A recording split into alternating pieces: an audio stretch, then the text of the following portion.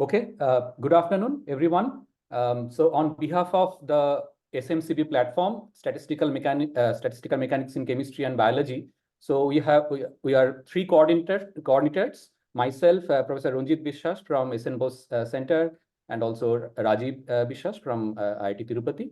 So many of you know that we have been running this platform quite successfully for a while, and the objective has been to introduce students, young students at undergraduate and postgraduate levels, to introduce them to this cutting edge area of research that encompasses from statistical mechanics to physical chemistry in general.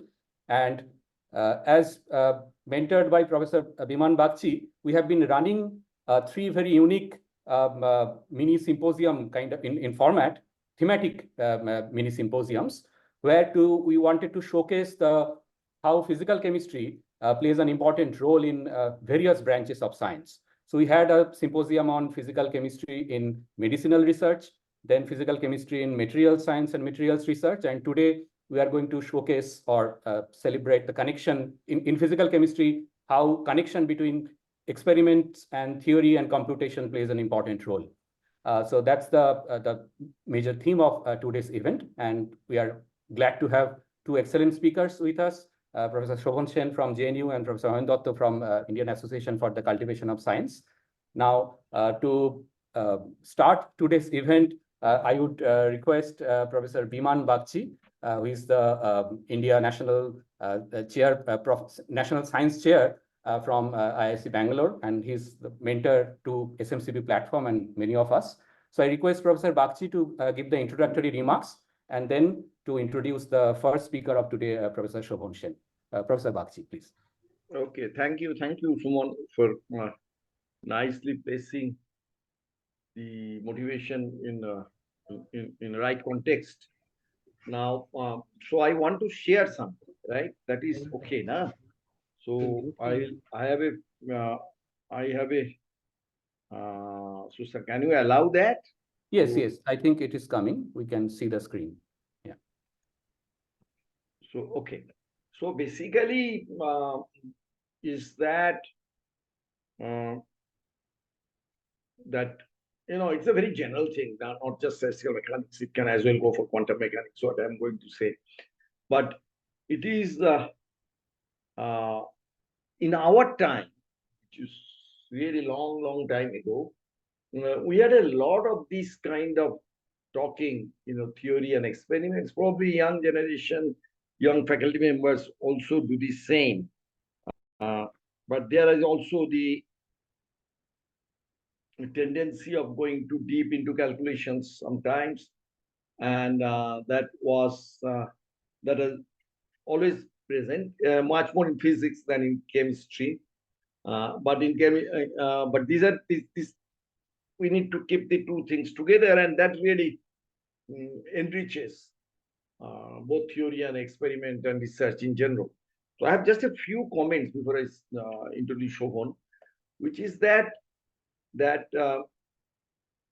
what we are is good to keep a perspective, because not just in the context of today's thing, that we are in chemistry, even in a nano, we have large number of particles. And it gets much more difficult in the nano world, where you have to take the interactions of you lose the isotropy of the system. You a lot of very interesting phenomena coming even in classical domain. And so what we are doing, a lot of computer simulations, which I always say is a natural kind of development from Maxwell, Boltzmann, and Gibbs all the way to. So, and it is taken from my books a little bit, but it's actually very general. Any statistical mechanics, as I said, quantum mechanics would be, you can as well put quantum mechanics there, because spectroscopy, and then you have nucleation and kinetics of phase change. These are the many things. Many things. Just a second.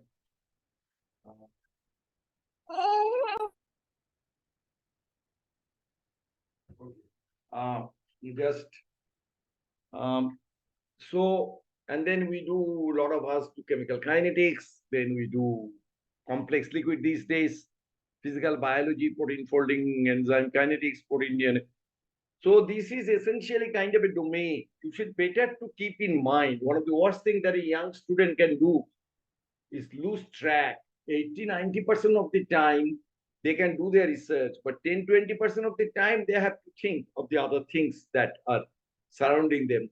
And that's what, of course, the purpose of the seminars and these things, and students attend them. So this connection between experiment theory is a very, very interesting one. And I'll just one more minute. So when we do spectroscopy, then we have all these different time scales from attosecond now to millisecond or seconds. And many, many things are very slow. But things which are slow also composed of fast processes. So many times, for example, one is doing enzyme kinetics, but you think, okay, that happens in microsecond, millisecond, but it is something else is happening in micro, then something in nano. So that chain of thoughts, the chain of events is very important. So an experimental exploration of dynamics that you do all the time, there's a time domain. You know, when we were growing up, time domain was essentially non-existent. You know, there's no time domain. We already had frequency domain. We are infrared, NMR, scattering and light and neutron. Neutron actually became very powerful in 1960s and 70s, because we remember the famous work of 1950s was Van Vleck. That was 1950s, right? And Biman came up with his work that was also late 50s. So in our time, laser was not there. Neutron just came around, but now, of course, laser has made a huge amount of difference. So what I meant really, and this is the most important thing which students should be really, really aware of, that real relationship between theory and experiment is exceedingly interesting. We start from, there are 3 steps. One is that you start from what is the experimental observable. Let's say scattering cross section. You are scattering a light or neutron. What does it couple to? It coupled to, because of the, let's talk of light scattering, because of the dielectric fluctuations of dielectric constant in the liquid, it couples to density fluctuation. But that comes later. First, you have to have an expression of the scattering cross section in terms of dielectric functions. Now express dielectric function, position-dependent dielectric function in terms of density. That's how the derivation comes. So you start from Fermi-Golden, because Fermi-Golden rule gives you the scattering cross section, because how much the scattering taking place, how much any transition taking place, that comes from Fermi-Golden. In scattering cross section, we do Fermi-Golden rule in the momentum space. Okay. In absorption spectroscopy, we do in energy. But everything is Fermi-Golden rule. It is very interesting and very important, because if you talk with a scattering guy in many places, they'll first thing they say that, okay, Fermi-Golden rule is first order perturbation theory. It doesn't work that way. But that gives rise to all these beautiful expressions. 1 or 2 of them I'll show.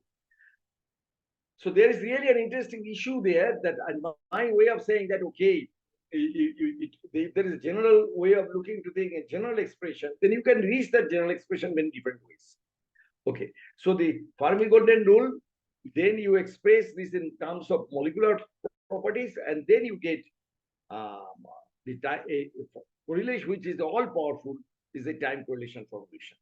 Like dynamic structure factor is density correlation function. And this is a Rayleigh-Benoit scattering, which one of my most favorite, because at one shot it gives you thermal diffusivity, it gives you velocity of sound, it gives you the below peak, and then gives you bulk viscosity, one of the rare things to get the viscosity. Now there are 2 others I want to show. One is that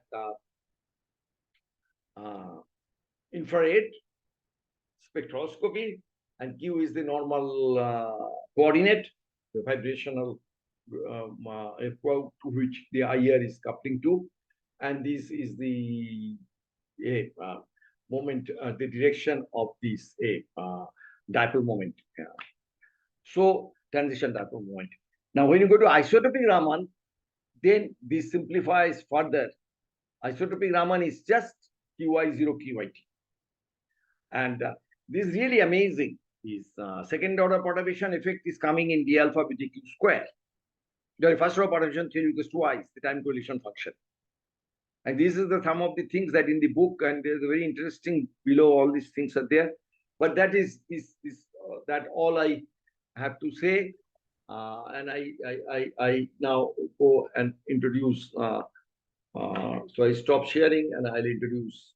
So the basic idea that I wanted to sum up, that relation between theory and experiment is very, very deep, and it is, you need the theory, but then you need to measure this time correlation function in experimentally, and that gives you wealth of information. That gives us, like the LAB, it gives you 5 very important constants in one experiment. Here you gives you all about vibrational dephasing, molecular orientation in the transition dipole moment, and things like that. Okay, so now today's first speaker is Sobhan, who is did PhD with Professor Konkan Bhattacharya at Cultivation, and then he worked with some very interesting and important work with Mark Park, where they worked on this power law, very slow power law decay in the solvation of DNA, and the experiments are very, very, very important experiments. Sobhan went on to establish an important lab in the Jawaharlal Nehru Center, where he is now a senior professor on this one, also acting as the dean. He is continuing to do very beautiful and frontline research. And one of the things about Sobhan, which I like very much, that he is very particular. You know, he takes a lot of care when he does an experiment. Side by side, he's doing simulations in order to understand his experiments, and a lot of very nice, interesting work has come out of Sobhan's lab that I followed myself and I have used myself in my work on DNA. And I talk with him quite a bit and send him my papers whenever I get anything and take his counsel. So with these words, I'll invite Sobhan, Professor Sobhan, to deliver his lecture.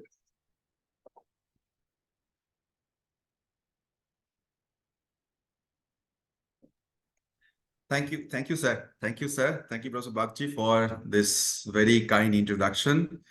And obviously, let me just put it in the full screen. Hopefully, it is in the full screen now. Yes, we can see it. Okay, thank you. And obviously, at the outset, I would really like to thank the SMCB organizer for inviting me in this platform. This is really a prestigious platform. Like us, the experimental physical chemists, to really talk about our work.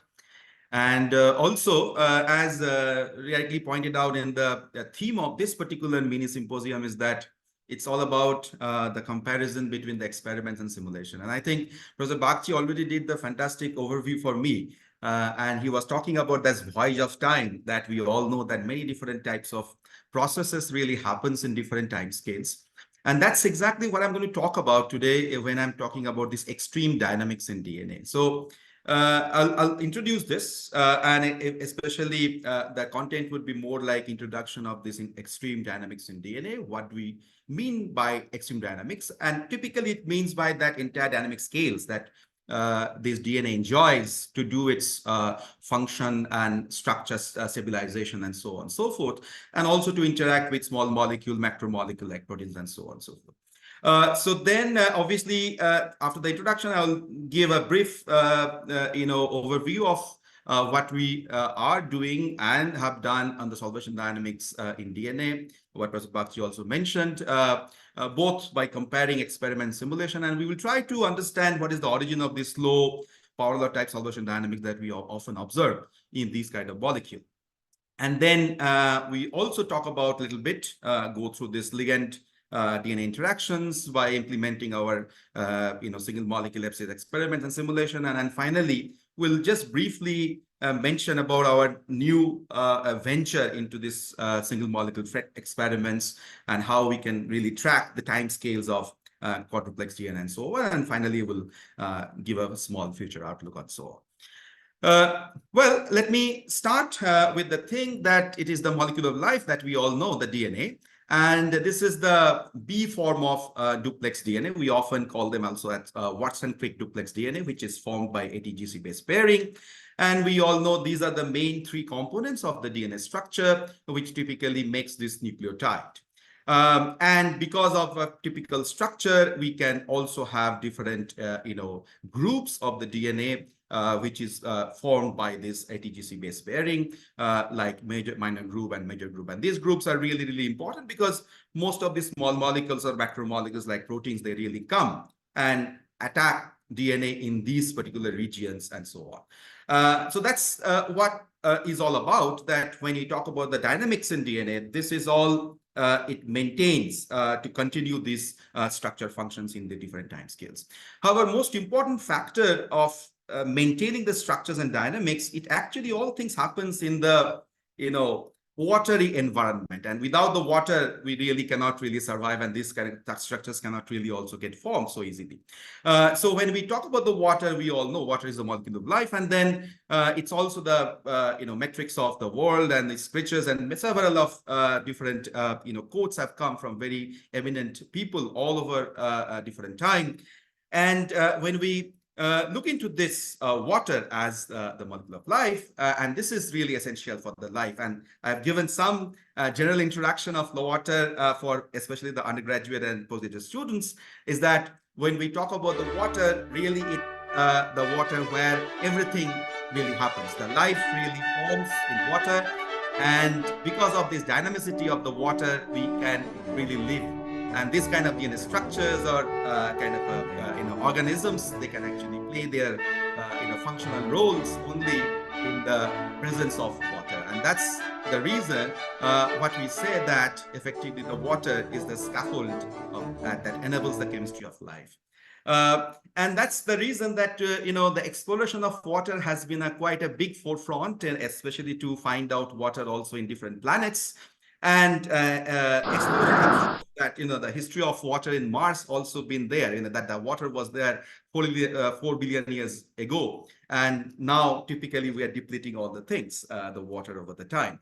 In a rather a sad note, the similar kind of picture we often see in recent newspaper and so on, especially regarding the water scarcity also in Bangalore. I think these two, images I found quite similar in that manner, that, how we're also depleting the water, and because of the water, we can have a very difficult problem in the long run. Why so? And if I want to really look into the role of water and the ions in biology and chemistry, we all know that our basic building block is cell, and which is entirely composed of almost 70% of water. And because of this presence, we know that proteins can get really its structure. Its structure is really stabilized by the water hydration and the solvation. The same thing also happens to form the lipid bilayer membranes, which really separates out the outer world to the inner world. And most importantly, obviously, the molecule that contains the genetic code that also gets stabilized in the water. And we will be talking about quite a lot today about this DNA structure, not only this structure, but also other structures. I'll come to that point. When we talk about the water in biology, we know that there are several places the water is needed. And this is exactly the reason that we have this kind of a water channel proteins, which can really transport the water molecules from outside to the inside world to have the functions to be alive inside the cellular environment. It has been also shown that, when a, enzyme and substrate interaction really goes on, you can really have some of the very slow water molecules which stabilize this kind of substrate molecule inside the, enzymatic pocket of an enzyme. And so this being very well known, and many groups are actually working in understanding this kind of, slow dynamics of the water in this kind of protein pockets where this kind of reaction really happens.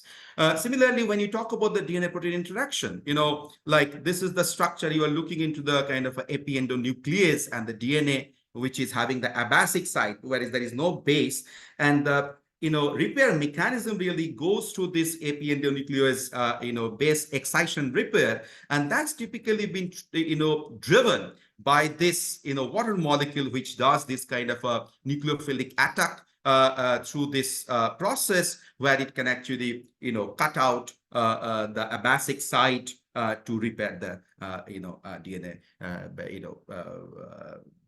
mismatches or sorry, the abasic site regions and so on. Well, now when we talk about the DNA structure, there are many different structures can be formed, like your A form, B form, which is the B form is the most abundant that we know. But you also have other structures, and some of the very important structure that I'm going to talk about today also are these G quadruplex DNA structures. And when we talk about the structures, these structures are not always stable, and that's where it comes into the extreme dynamics, which really allow them to do their different functions. When we go to the very fast dynamic timescales, typically in the femtosecond to nanosecond timescales region, we can think about these kind of a very fast motion of the water molecules in and around the DNA molecule. Typically, we call it the hydration dynamics and solvation dynamics of water around DNA, which I'm going to talk about in significant manner today. Similarly, we can also have this kind of small molecule DNA interaction happens in a much lower time scale, which is typically much higher than microsecond time scale. And also, you can think about single-stranded DNA is going into a folded structure into a quadruplex formation that can really happen in a much lower time scale, which is your milliseconds to even seconds. So the idea is obviously that we want to really understand all these processes through these jigglings and wigglings of atoms, which has been really said by none other than Richard Feynman. And that's the core concept that we want to develop here. And as Professor Bagchi was mentioning, that the main idea would be to really connect these things, and there is still going on, and that's the thing that what we're trying to understand. Many of the groups are trying to understand how these different time scales are really connected over different length scales and so on. When we talk about the extreme dynamics, the fast dynamics is very important, because this particular paper by O'Neill Burton shows that if you freeze down the DNA motion, you can effectively stop the very fast electron transfer from one base to another base. And that's typically really shows that you need that very fast fluctuations of DNA and its water and ion to have this kind of electron transfer process to happen. You can also have lots of these small molecules which can go and bind to the quadruplex structure and stabilize them. Now, this process of binding and unbinding really happens in the microsecond, millisecond timescales. And can we really measure and can we understand these things a little bit more carefully? Or even if we're talking about a kind of a single-stranded DNA folding into a quadruplex structure, that really happens in the much longer timescales of milliseconds and seconds timescales.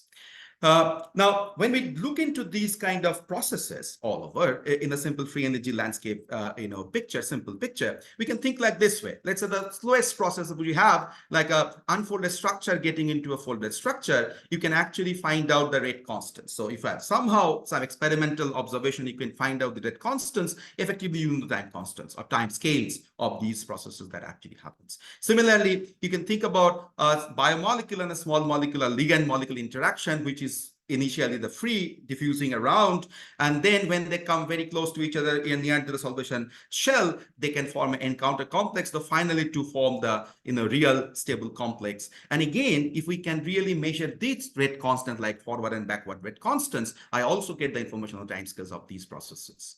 If I expand this region of the small molecule and ligand macromolecular interactions, we can think about these kind of very fast motions of water molecules. And then here also you can have a possibility that the bound water molecules can get into my free water molecule and vice versa. And these rate constants of free and bound conformation configuration changes can also give you the timescales of the system.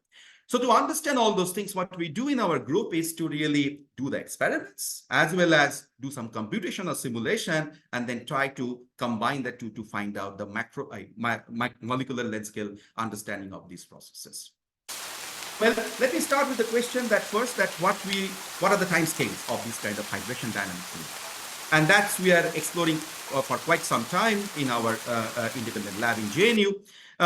And you know that DNA structures gets really stabilized when you have the counter ions, which is really coming and really mostly binding to this phosphate groups, as well as the phosphate regions, as well as the minor group or major group, as well as you also have the very structured water molecules to stabilize this DNA structure. This is typically called the spine of hydration. So these water and ions, which is typically been there in 10 angstrom region, can really have different functional properties to really destabilize and these structures and validate their functions and so on. The crystal structure also shown very nicely. These kind of DNA, the water molecules structure can be found in the minor group region and so on and so forth. Now, these are things is not very static, as I said. These are all dynamic. So we want to measure the dynamics of these systems. So how do we measure it? The one of the easiest way and the very established way is that to time resolved fluorescence Stokes shift experiment that we do. How we do it? We know DNA is not exactly a fluorescent molecule because it's all the bases has some quantum field, but the quantum field is very, very small, so it will not be able to give you the information that happens in this excited state. So what we often do, we try to put some small molecule inside as a non-covalent interaction, like going to the minor group or something like this, or we can attach a probe molecule by replacing a base or a base pair, something like this. So what we do is that you excite the molecule in the excited state, this fluorescent molecule which is binding to this DNA, and then when you look at the process from the excited state to the to the higher energy state to the lower energy state in the excited state. During this process, it can actually go back to the ground state and can give you the spectral shift, and that's the shift that we measure in the experiment, and we can do the process of this solvation in the excited state. I'll come to this point a little bit more elaborately, but what it happens is like this: you excite the molecules over there,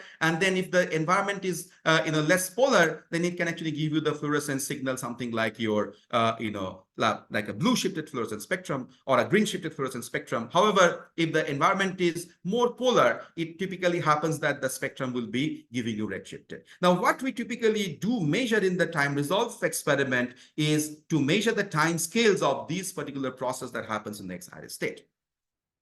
How do we measure it? We really do it by combining the experimental, two experimental methods. One is called the single photon counting, and one is the femtosecond optical gating in the femtosecond time scale. Why we do that thing? Because we have always gone to Professor Bagchi's advice in different ways that you need to look at the whole process together, like to understand the entire shape of the elephant. I think that is exactly what we are trying to do all the time in our lab. And this is what we do in the single photon counting measurement. So just for the students, what we do is that we use a pulse laser, which typically gets, let's say, divided into two, and one pulse goes there to excite the fluorescence sample that I have. The fluorescence comes over here. However, the other pulse gets there into a photodiode, which typically utilizes and creates the optical signal to the electrical signal with a negative pulse, which gets amplified through this amplifier, then gets noise reduced to really come to a start button of a typical capacitor. You can think about this as a kind of a capacitor which starts the charging of a capacitor into the time to amplitude converter. And when it starts the charging, what happens that voltage across this capacitor actually increases. However, in the process, one fluorescence photon can come in and can convert it to a signal and then get expanded or amplified, then noise reduced, and when they really come to the stop button, they immediately discharges the system. And the time gap between the start and the stop can be measured as a kind of a height of a signal. And from there, if I do this measurement many times for many of these single pulses, I can really create a Poisson distribution, which will give you the lifetime of a molecule. Now, this typical system, because it is a lot of electronics is involved, you can actually have a typical time scale of 40 to 100 picosecond or even 150 picosecond. However, to understand even faster time scales, what we have to do, we have to utilize the femtosecond lasers, and we can do that thing with this femtosecond optical gating, or so-called the fluorescence of conversion. And what we do here, every electronics have been replaced with the optical components, such that we can just excite the sample to this blue laser light, and then we can collect this fluorescence and then gate the fluorescence at different time scales with this red color femtosecond pulse. And what we do and how we get this time scale information of the excited state of the molecule by changing this delay. So what we do, we just change the delay and we scan the entire decay in the very fast time scales of the order of 100 to 200 femtosecond time scale. So that's the typical time resolution these kind of methods can actually give you. So this is what we do, that we excite the molecule, come back to the ground state, but ultimately what we have is that in a spectral shift with the time, and either we measure this spectral shift or we measure the absolute Stokes shift, if you can measure the time zero spectrum in some way or the other. And when we merge the total data in a given system, as you can see, the merging is fantastic in this 100 picosecond timescales coming from this TCS-PC and conversion, and we can measure the entire profile of the process that is happening. We can also measure the time zero spectrum by actually freezing the sample in the dry ice acetone mixture, and which can actually give me a kind of a spectrum like that. So I know the time zero position of that excited solvation process that happens, and from there we can measure the absolute Stokes shift. By doing that, Sobhan, yes, can I ask a question? You go back. Yes, the please. last slide. I'll quickly, I'll ask one. So why had no, the one next one where you have so this piecing together from 100 frame per second to 10 nanosecond. And so I remember when Graham did it around 2000, that this paper with Xanthias, remember, on Yosin in Yosin. Yes. And he told me that I told him, so he used photon pulse photonic shift. Pulse photonic shift. He used that, and then he said he had to do in Cray. Fitting took more than a month to piece this together. So it seems like very formidable. Okay. But here you are showing us the same kind of data. But the way you are talking, it did not take that much effort. So what went in here? Yeah, sir. Thank you. Thank you for asking the question. How did you get such a wonderful graph?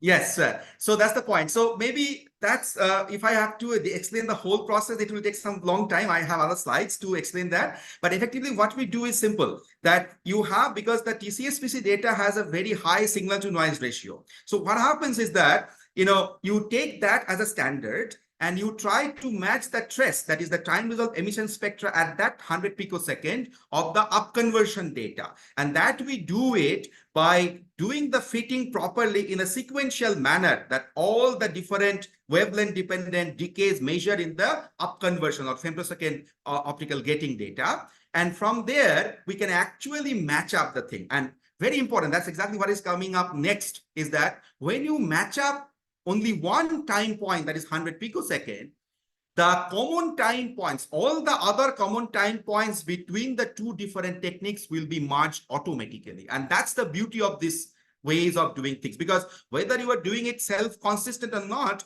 you can really find out that from this particular data that I show you next is this one. Okay, that is because you have a conservation law helping you.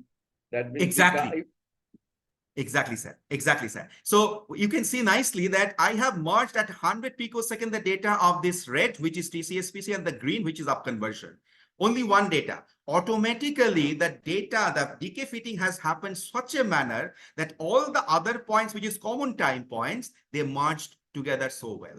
And you can clearly see also now TCS-PC has the minimum limited time resolution of 100 picoseconds. So below around 30 to 40 picosecond, everything is saturated. Similarly, in upconversion, it goes down to almost like 100 femtosecond. After that, I don't have the time resolution, so it gets saturated. So if I have to also capture this portion of my dynamics, I need to go to the even faster time scales measurements like transient absorption with a NOPA and something like this. So that's the idea. Sir, can I go ahead? Please go ahead. Please go ahead. Thank you. Thank you, sir. Thanks. Keep mine on mute. Okay, good. Okay. So by utilizing this one over the time, what we have looked into is this one. So this is the data has been published earlier by Mark Berg's group as a very important data on DNA dynamics, which really shows the power dynamics over 6 decades of time. However, when we actually measured with the group bound molecule, here it was measured with a kind of a base stack, which is like a coumarin molecule attached with the base, covalently attached with the base. However, when we actually put up a non-covalent molecule like a DAPI molecule goes and binds to this DNA minor group and measure the dynamics, we see that it's very nicely matching up to 100 picosecond. But beyond that, there is a break of the polar dynamics. However, the dynamics is still very dispersed. You can clearly see it's going to the zero almost like at that point, but it is still going a very, very slow dynamical feature in this particular system.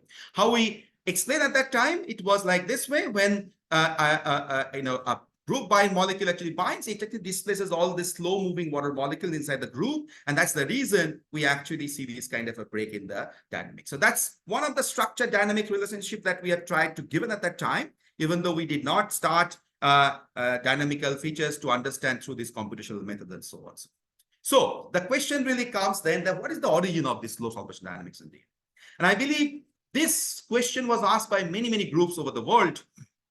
And one of the first data that comes obviously from the Bagchi. So this is what the way we do it, and everybody does it, that we typically have to now take the help of this atomistic simulation of these systems, and we can understand what really happens. So the first of its kind data that came up, obviously none other than Professor Bagchi and Professor Heinz and his group, which this is typically the first data. This shows that how you can really do this empty simulation in DNA to measure the autocorrelation functions and their cross correlation and so on and so forth. At that time, obviously, this group really found these kind of 2-time scales. And the reason is very simple, that the dynamics in the simulation trajectory was not long enough at that time. It was very difficult at that time to really get very, very long simulation trajectories and so on. So obviously, we took up this challenge in the later on stages. And then we actually ran in this DAPI system, DNA system, up to 1 microsecond. Obviously, total is 1 microsecond, but we have run like 200 nanosecond trajectories of saving every 100 femtosecond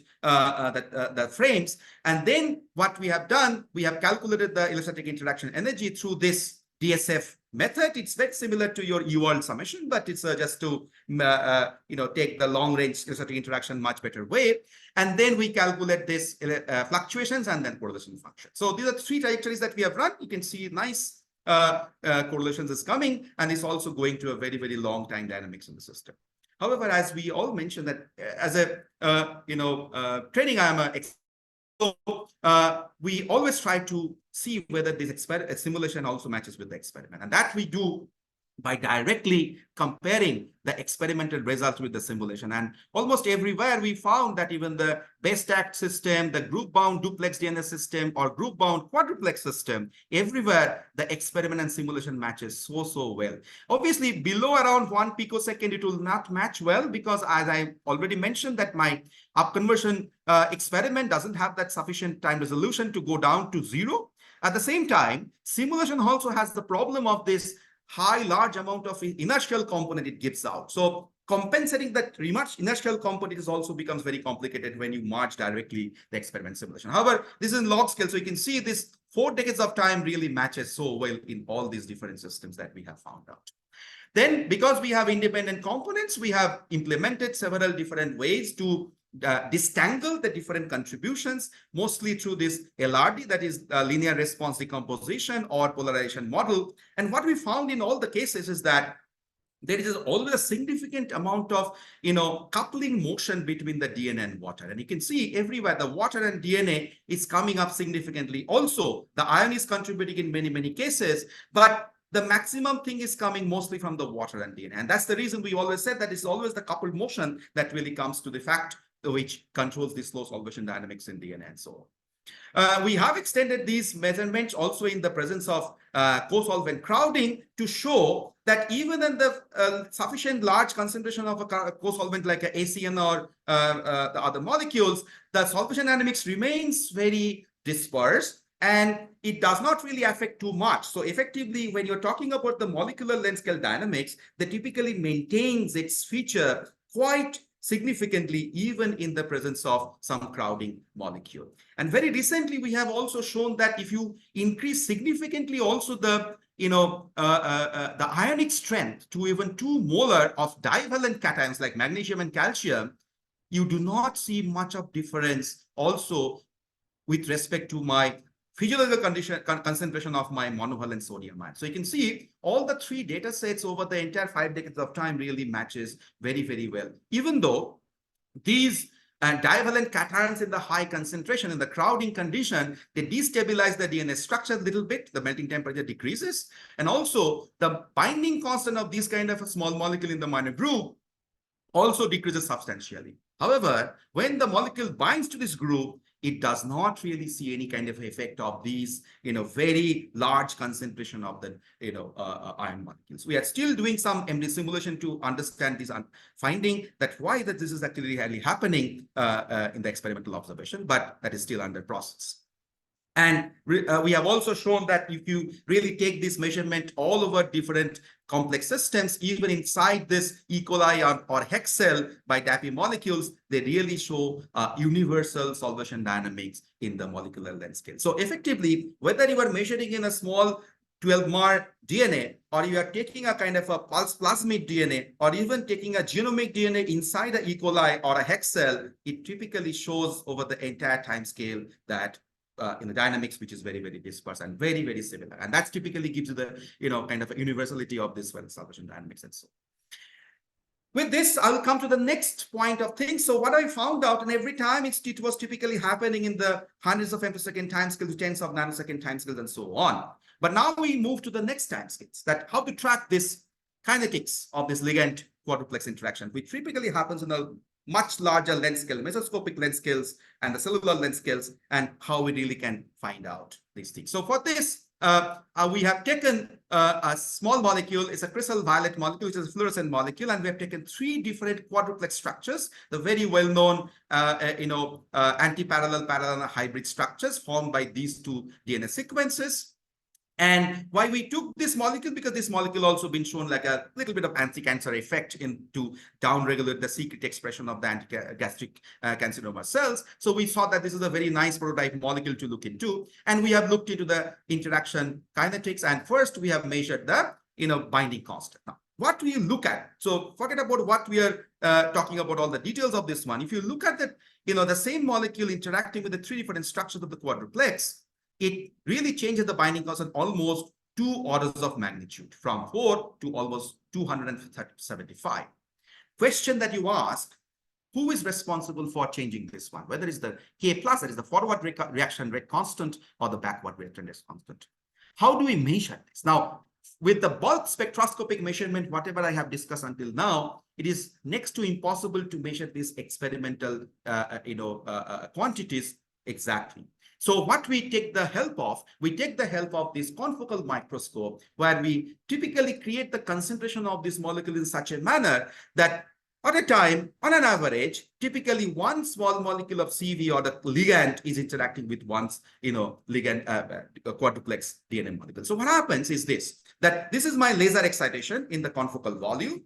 Now, if I have a, ligand molecule coming inside, this is non-fluorescent in the first place. As it goes inside the laser field, is the high fluorescent state. In the diffusion process, it binds to this quadruplex. It goes to the low fluorescent state because of the high electron transfer from this guanines to this ligand. But in the process of this dual time, it can again go out and can again go up to the high fluorescent state before it goes out of the confocal volume as a non-fluorescent. Now, again, I do a correlation function calculation of these fluorescence fluctuations, and that fluctuation should have the information of both diffusion as well as the interaction of the 2 particles. And what we do, we actually did everything home built, which is very generous funding from SERB that we want to acknowledge over here as well. And this is the data we can actually look at. So these are 3 different structures that we have it.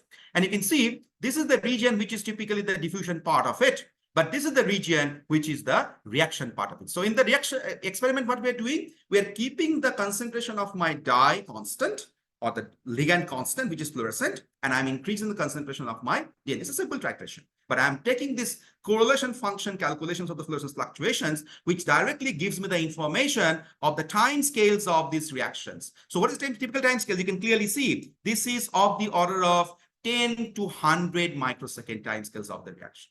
Now you can do the analysis and everything like this. And I'm not going to the details of the analysis, but you can get now from this data by doing a global analysis, the rate constant of forward and backward.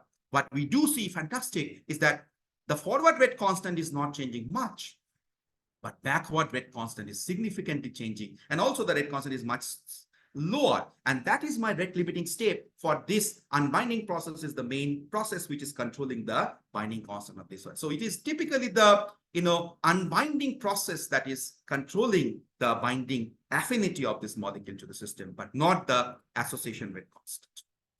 We have done these methods also for the non-fluorescent molecules by attaching a fluorescent molecule at the end of the DNA and make now the DNA as fluorescent molecule and the ligand as a non-fluorescent. And we can actually now characterize all the rate constants of the K plus K minus of different types of small molecule, which has been recently published in this particular paper. Now, recently, we have also looked into this factor. Now, we know all this interaction really happens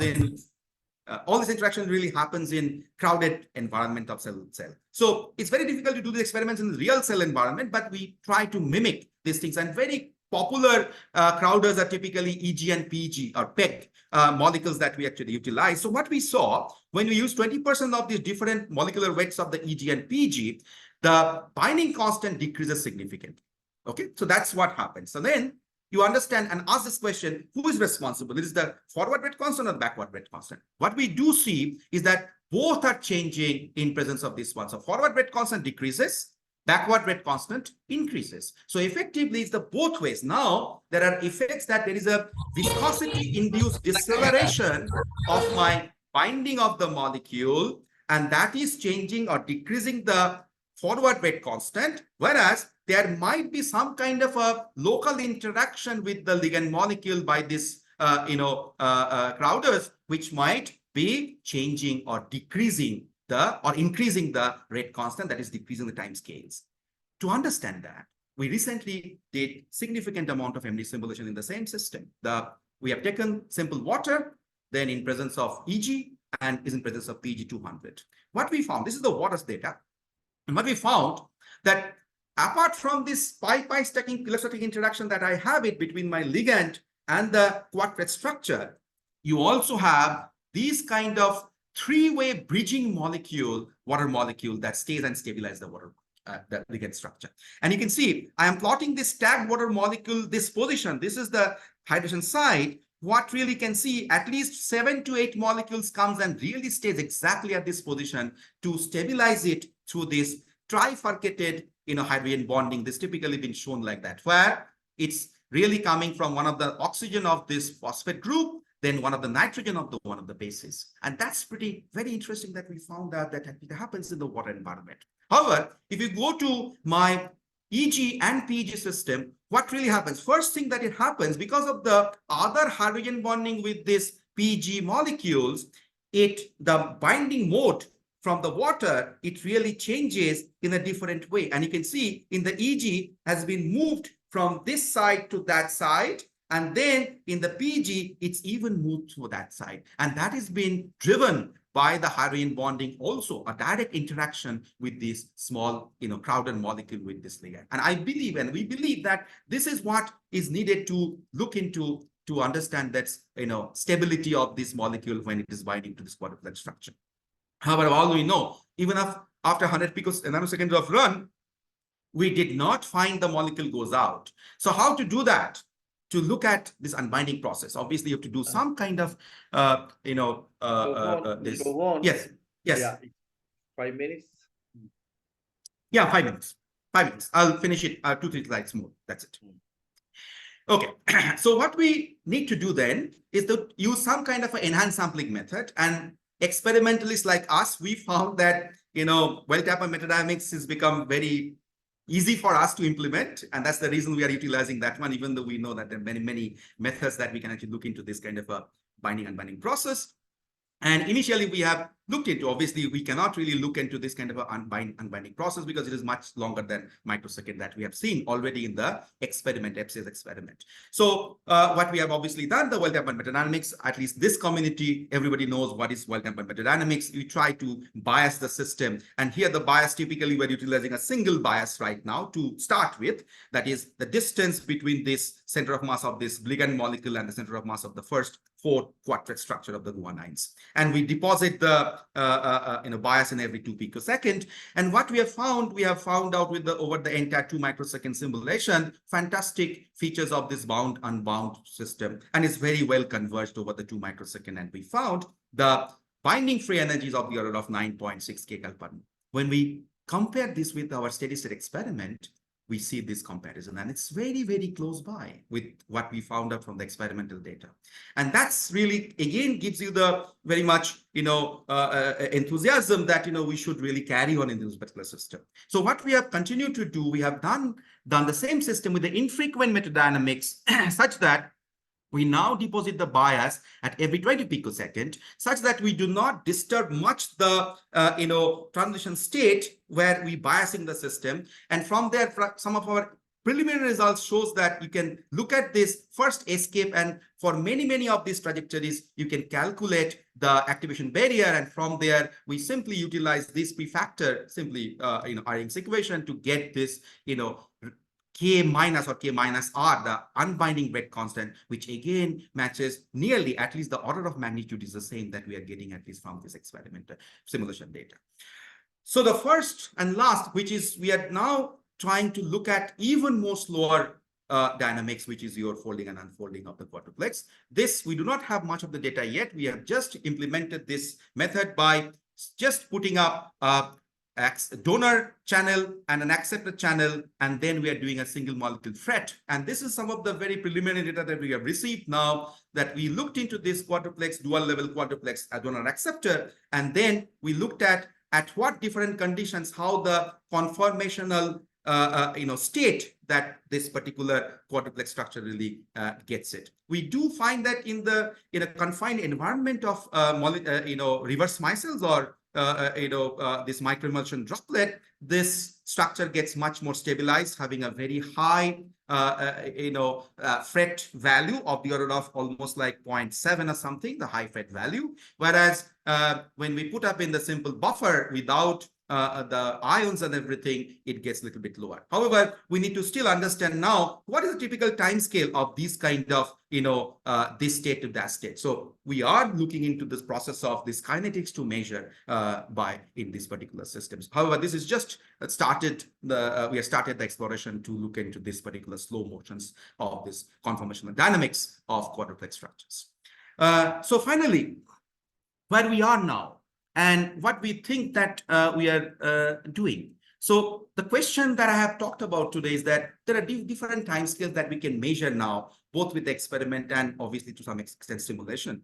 But the question remains is that are these extreme dynamics in DNA at different timescales really connected? That it's still an open question. We still do not have a full picture that how this unfolding will be controlling this binding of this small molecule, and then will be controlled by the fast dynamics of the water molecule. We did find some of these features, at least even when I was showing that a small molecule is getting stabilized by this system where the water molecules are coming and doing a bridging hydrogen bonding to stabilize the system. Now, also the question is how ultra-fast dynamics control the ultra-slow motions of the DNA, and how to find the correlation of these extreme dynamics, which then control the biological functions involving the DNA. And we believe that time-resolved experiments and atomistic simulation hold the key to answer these questions. However, this one is not new concept, and the recent time many groups have already started exploring those things. Like this is the most recent paper that you can find out from Ben Schuller's group at ETH. It talks about this extreme dynamics in biomolecular condensates, and they have actually implemented experiment simulation to look at the very large length scales and the time scales going from nanoseconds, or I would say even picoseconds. They have found out also the protein motions which happens in the picosecond time scales and stays intact even in the very condensed LLPS kind of system. So this is exactly what we started to look at also when you're looking at the solvation dynamics in DNA minor group. Even if you're going in the crowded environment of the cell, it still stays intact. So I believe the understanding is started coming up slowly now, but I'm sure, and we are sure, that these explorations will continue to go on with this system. So with this, I would really like to thank all the people all over the years that they have contributed in all this research work. Many of them already have, this is my very old group, everybody has gone out and became faculties and different other places and doing postdocs. And this was also a little bit of, old picture of 2022. People have gone out and many people have contributed in many ways, both in experiment and simulation. Funding really comes from all these agencies. And at the end, I would like to thank you very much for your kind attention. Thank you very much. Thank you very much, Sobhan. This is a wonderful talk. Very, very Thank you, nice. sir. And Thank you, sir. Thank you, sir. Is any are there questions? Hello? Yeah. So if there is any question, please feel free to unmute yourself. So Srideep has asked a question, but would you like to ask it yourself? Sobhan, may I ask you a question? Yes. Who is this? Maybe I can just. I'm Ranjit. Ranjit. Yeah. Ranjit, No, please go ahead. I'm just particularly interested about to know what is your time-dependent spectral width doing vis-a-vis your spectral shape to its time? How much centimeter inverse of your width is changing when you are seeing your extremely slow dynamics, let's say last 10%? So Very good. Yeah. Very good question. So this is what you can see, and this is very important, and that's the reason you have to be a little bit careful on choosing your probe molecule. Probe molecules like, many times, some of the coumarin molecules people have used for proteins and other systems to study the solvation dynamics. There is a significant amount of change in the width of the spectrum.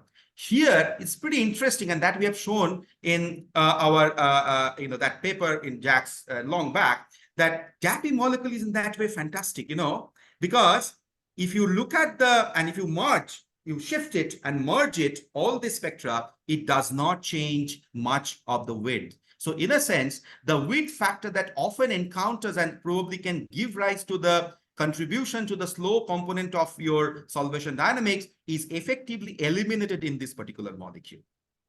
So we have already shown it very nicely in that paper in the supporting information. So I don't immediately have the data, but it shows that the width over the entire time scale, if you really shift it and merge it together, they're all same from 100 frames per second to 10 nanoseconds.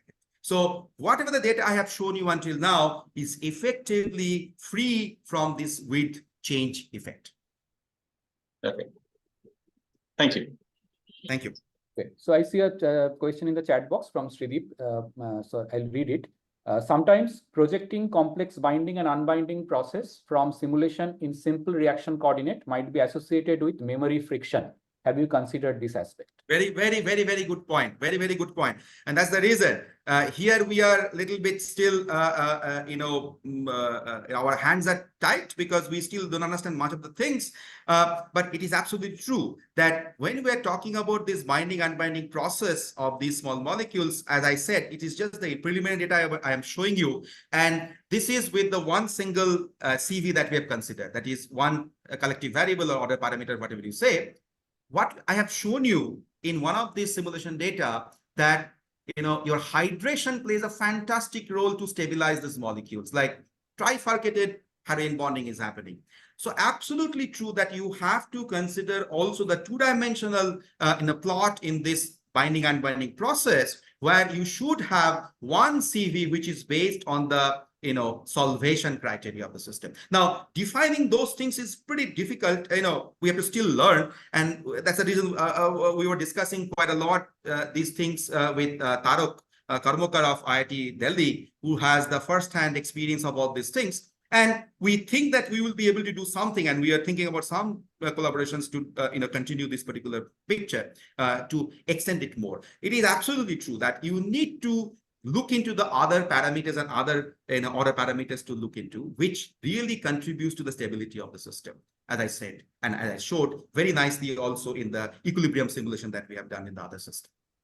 Right. I hope this is clear. Yeah, thank you. Yes, thank you. Yeah. Okay, Milan has a couple of questions. Milan, you may unmute yourself and go ahead.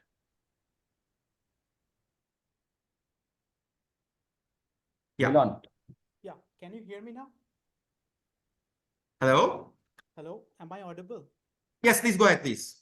Yeah, I was thinking like you showed there is no effect of ionic strength in the scenarios. So Yeah. I was feeling like did you try in the physiological salt concentration? Because physiological salt concentration is nearly 165 millimolar or so. But So that's exactly what you have shown you here. So please look at this particular data. It is comparing your 150 millimolar of sodium chloride, 2 molar of calcium chloride, and 2 molar of magnesium chloride. You hardly find any kind of a change within the error limit that I have.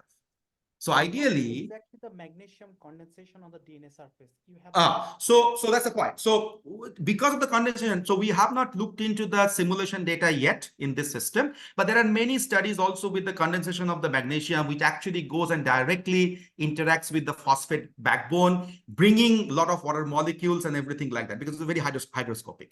And we have not looked at yet in terms of the solution dynamics. However, it is true that there is an effect on the stability of the system, and you can see that very clearly in the melting temperature. So in the simple, sodium chloride is very nice, but as soon as you put into the divalent cations, is there a cooperative effect is really happening and then really decreasing the stability of the melting temperature or decreasing the melting temperature of the system. Not only that, it actually because of that effect, it also interacts sufficient amount of time with the ligand to be binding to that minor groove of DNA. So that's the reason you can see a significant decrease of the binding constant of the same molecule that I'm actually using. However, once the molecule is bound, that's exactly what I said. And we believe this is the thing that is happening, that these three are effectively contradictory to each other. Like this is decreasing, this is changing binding constant, but then your solution is very, very intact. So what we believe is this, that when the molecule is going and binding to the minor groove of the DNA, it effectively is far away. All these ions, they are coming close by. They are not yet that close by that is coming in there inside to really affect the solvation process that you're actually observing. So to answer the question of your thing, we still do not fully understand the molecular picture of it. And that's the reason you need to really look into the computational MD simulation of this data. And you need to find out. Here is my second question coming, because what I'm thinking is that you have a two-state model, right? So the one, like generally we see that DNA is a highly charged polymer, a small molecule comes in, it actually forms a non-specific binding and then forms a specific binding. So probably there are multiple metastable states that can be possible depending upon the counter ion and water scenarios. So I probably will be commenting on that, because this can happen that there are multiple metastable states and you may actually characterize that. Absolutely. I think this Professor Bagchi, then Arnob, and Professor Hines also did all this binding and unbinding of this ligand, minor group ligand with this umbrella sampling, and they do find this kind of a metastable state where the molecule first comes somewhere nearby and then they go and bind to the minor group of DNA. So absolutely true that there are all these processes really happening. And as I showed in the second part of my talk, when we look at the binding and unbinding process of the ligand molecules, there you do see that there is an intermediate state, and it should come like that. However, when it really binds to that really the bound state in the minor group of the DNA, there the effect is effectively nothing. And that's we see in the solvation process. That's the defend that I can do. I think we can discuss it later, the more detailed aspect. You guys can talk or send emails. Yes. So if there is no other question, I don't see anything in the chat box. Right. I think then we can, Shumon, you can close the thing. Yes. So let us all thank Professor Sobhan for an excellent talk and very nice discussions followed by. So and then now we go on to the next lecture. And to introduce our next speaker, Professor Ayan Datta, I invite Professor Ranjit Biswas. He is also one of our co-coordinators of this seminar series. So Professor Ranjit Biswas from SN Bose National Center for Basic Sciences. Ranjit, please. Ayan, are you ready? You are mute. Yeah. Okay. Thank you, Shumon. It's a pleasant duty to introduce Ayan. Ayan represents one of the younger generation professors and has intellectually appealing and motivating works. He already predicted two molecules, silicin and phosphorine, which was later on experimentally synthesized. So this is something very exciting. Ayan is currently a professor in the Indian Association for the Cultivation of Science, and his research interests are in the area of low-dimensional materials, for applications in the energy storage and transport sectors. And he served in the editorial board for Journal of Physical Chemistry for 4 years, 2017 to 21. And his major research contributions are in the predictions of new compounds and complexes. The underlying theme of Ayan is to understand via his electronic structure calculations, various experimental findings in particular, and the nature in general. With this, I invite Ayan for delivering his lecture. Ayan, please. Thank you very much for inviting me to this wonderful experience, and it has been a pleasure to be a part of this. And it's also been a pleasure to listen to my previous speaker, and also the opening words by Professor Bagchi on the relation and on the synergy between experiment and theory. And it also gives us a kind of a motivation that what is the path that one should be taking. So, in fact, with this kind of very kind words by Professor Vishwas, I think I will not spend more time and go directly to my lecture. I'll just share my slide.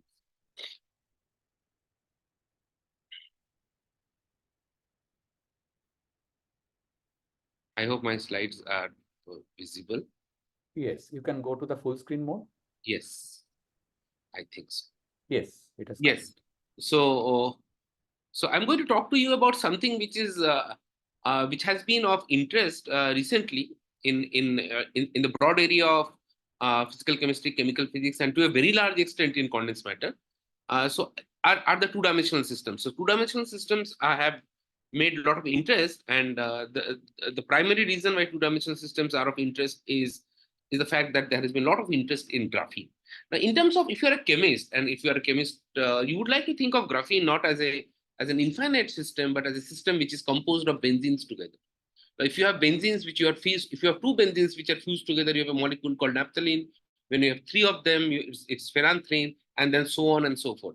Eventually, you get to form a large sheet of system which is graphene, and now this forms the basis of a very large number of low-dimensional materials, whether it is carbon nanotubes or even of various chiralities and of various shapes and sizes.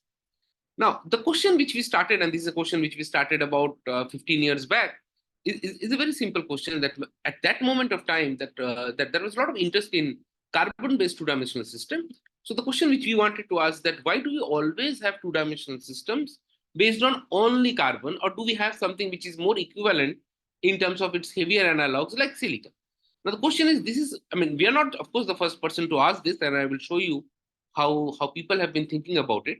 So the question is the similarity or the dissimilarity between carbon and silicon, and for that matter other elements, arises from a very basic underlying concept that the pi electrons, it is about the polarization of the pi electrons. Now, of course, as we know that for carbon, the 2pz orbital, the pi orbitals between the pi bonds between the pi orbitals is actually the overlap integral is very strong. Now, if you go down the group, you see the overlap integral becomes weak. So this leads to very important consequences, and the consequences which I will particularly talk about is something which is known in the literature. I would not say that we have been looking at it for the first time, but there have been tangential literature looking into them, which are called sigma pi separation. So of course, this audience will of course know that when we look at the very rudimentary models to describe polarization systems like pi systems, we had a very old theory of 1930s, which is the Huckel theory, which actually considers only the pi electrons and does away with the sigma electrons as a kind of a scaling factor. Now, this approximation breaks down when you go to something which is heavier, and we are going to look at it and its consequences. Now, as I told, we are not the first person to ask this. In fact, this is also something which is of importance. For example, this is 1994, where people, Shiriashi from Japan, they have been asking this question: is it possible to have corrugation? Corrugation means non-planarity in silicon and germanium analogs of graphene or graphite. Now, this is also something which I thought I will also mention to this audience. This is also one can see that how literature also evolves with time. Today, if we will write a paper like this, we'll call them as single layer as graphene. But remember, this is 1994. People really don't know how to take out a single or a few layers of graphene out of graphite. So this was qualified as graphene. Now, of course, there have been other works Now, this field, the field of silicene or the two-dimensional silicon really took off with this physical review letters by this gentleman of Guy Lillet from France, in which there is an article in Physical Review Letters where he said, there's an experimental paper. He's actually a surface physicist who started by finding that you have, based on the electronic structure, you can, he found, if you look at the title of the paper, it's very arrogant in that sense, compelling experimental evidence for graphene-like two-dimensional silicon. So what they had found is, let me also add a caveat to it. So this is not a single monostanding layer of silicon. This is a layer of silicon which is deposited on a metal surface, and on the metal surface, they are measuring the conductivity. And measuring the conductivity, you get what the very famous, what we know now is the Dirac cone, in which the electronic structures cross, which is an evidence that you have a two-dimensional physical chemistry or physics which is working on. Okay. Now, this is one of the aspects. Now, there have been an aspect parallelly from the chemistry community. Now, what I have been telling you are examples from the physics community. Now, look at the specific interest which chemists have been looking at. The chemists have been looking at, again, the same question from a what we will call them as a lower, a bottom-up approach. So, on the left-hand side of this of the cursor is a molecule. This molecule is called naphthalene, in which one of the carbon, right, has been replaced. One of the carbons have been replaced one of the carbon has been replaced by a silicon atom. Now you see, this molecule will today, of course, this molecule is synthesized long back, 1990s, is that you have replaced a carbon by silicon, and this molecule will be called a monosylla naphthalene, in which one of the naphthalene atoms have been replaced by silicon. Now, of course, the audience here would ask me that, you see, well, fair enough that you have been able to replace one carbon atom by silicon, then what is the requirement of such a big bulky group around? The requirement of such a big bulky group around is, as you know, a carbon-silicon bond is highly reactive. So it will pick up with, what we can even call molecular dirt, mostly oxygen or water from the atmosphere, and it would react. So what experimentalists would typically do, they would actually block this side by a large sterically bulky group to prevent reaction of the molecule. Now come to the right-hand side of the cursor, and you will see a molecule benzene, in which one of the benzene has been replaced by silicon. And the point to note here is when you replace one carbon atom by silicon, either in benzene or naphthalene, you see the structure has not distorted. The structure has still remained planar. And again, for experimental reasons, you need a lot of bulky groups. Now, this is in 2010, we started by asking a very, very simple question. The question which we wanted to ask here is the fact that in the experiments, people had found that you could replace single atom of carbon by silicon and still keep the molecule planar. Is it a consequence of the large bulky group which is around the molecule, or is it an inherent property of the system? So what we found at that point, and this is 2010, is that you could selectively replace carbon atoms by silicon, and you could go up to 3 atoms, and then still the structure remains planar. And eventually, when you replace all the carbon atoms by silicon, in which instead of benzene, you have what we call today, we now call today as hexacillabenzene, the structure gets distorted, the structure gets puckered. Now this is also a kind of an interesting thing in which the way the various communities qualify distortion. So typically, chemists call them distorted, puckered, whereas the physics community would call them as buckled. So effectively, they are both the same thing. Interestingly, just after we published this paper, there was an article in Science by Seskevich, in which they had synthesized this molecule, which is called hexacillabenzene. It is called hexacillabenzene because we have replaced all the carbon atoms by silicon. And you see the crystal structure of this is actually bent. Of course, you see there is a lot of steric group around it. The reason why you need steric group is to actually protect it from atmospheric oxidation. Now, the point here is still the fact that now this is the place we started making correlation. The fact, and this was a fact just because of computational limitations. Now, it's not, at that today, if we are doing any calculation, we can actually do the whole experimental structure. But today, in 2010, we could not do the calculations with so big bulky groups. But the point which we would make is the fact that when you replace all the carbon atoms by silicon, the structure still remains plain. The structure gets distorted, and the fact that when you have bulk group, the structure also gets distorted. At least one thing is sure, that the distortion of this molecule is independent of the ancillary group, which the experimentalists needed to put. It seems that the distortion in this case remains probably is an inherent property of the system. This is what we found out, that if you have a perfectly planar graphene-like silicene that is vibrationally unstable, and that distorts to a puckered structure. Now, the question which we wanted to ask is that what is happening here? You have graphene, perfectly planar. Now, when you go from carbon to silicon, the structure has developed undulation. Now, the question to ask here, and this is something which Professor Bagchi also mentioned in his opening remarks, that you see calculations, this is particularly true today because your calculations have become affordable. So calculations can give you numbers, but do they really make any physical sense in some measurable experimental quantity? The other important thing at that moment of time we also found was that if you have a perfectly planar silicene layer, which is distorted, now if you have lithium atoms on the top, on each alternate ring, we found that the structure again becomes planar. Now we need to deal with two phenomena now, that you go from carbon to silicon, the structure gets distorted. The same silicon structure, when you have lithium atoms, the structure gets planar. Now, how do we explain this? Now, interestingly, and this is also something which again one should, I'm glad that Professor Bagchi mentioned it, but this is something very important. Now, see, the fact that at that moment of time, by the way, we already had, and I never knew it at that moment of time, there was an available crystal structure of calcium silicene, in which there are monolayers, perfectly planar monolayers of silicene, in which there are calcium atoms intercalated, and you see the structure is perfectly planar. Now, at that moment, the only reason why we wanted to do a calculation with lithium was because it was simple, it was easy to do. Only if at that moment of time had we done a little bit of experimental homework, homework in the sense that we really looked at experimental data, we did not need to publish a paper saying that that this would be possible. But because this was already known in the case of calcium, and of course it was known in the case of calcium because calcium is more electrostatic. So of course there was an experimental evidence for it. The only thing is to be able to find out the right experimental reference for that.